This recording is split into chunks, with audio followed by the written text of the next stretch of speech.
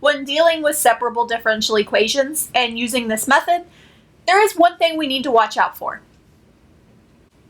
In this process, we are taking a differential equation of the form dy dx equal to g of x p of y, and we're rewriting it as h of y dy equal to g of x dx, where h of y is equal to 1 over p dy.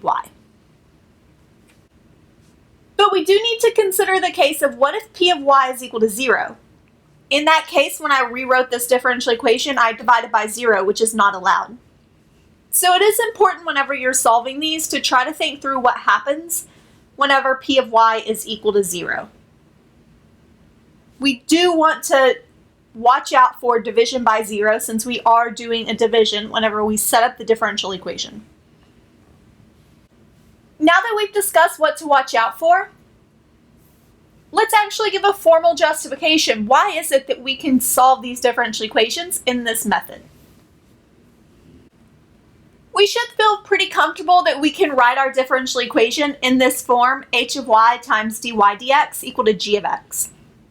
However, multiplying by dx may seem like a little weird thing to do. That is a derivative, and the derivative needs the entire dy dx term, so why is it that we can just multiply both sides by d of x the way we've been doing?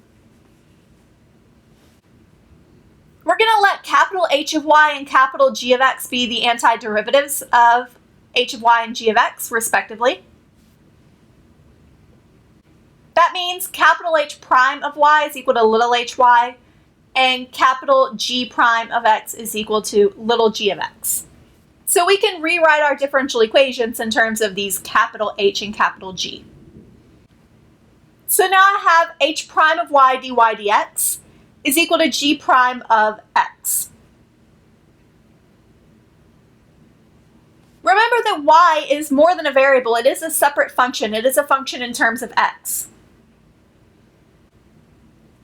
So we are using y as a shorthand for y of x. A reminder of the chain rule. So the chain rule says the derivative of h of y of x is h prime of y of x times y prime, or dy dx. We can then substitute this back into our differential equation before.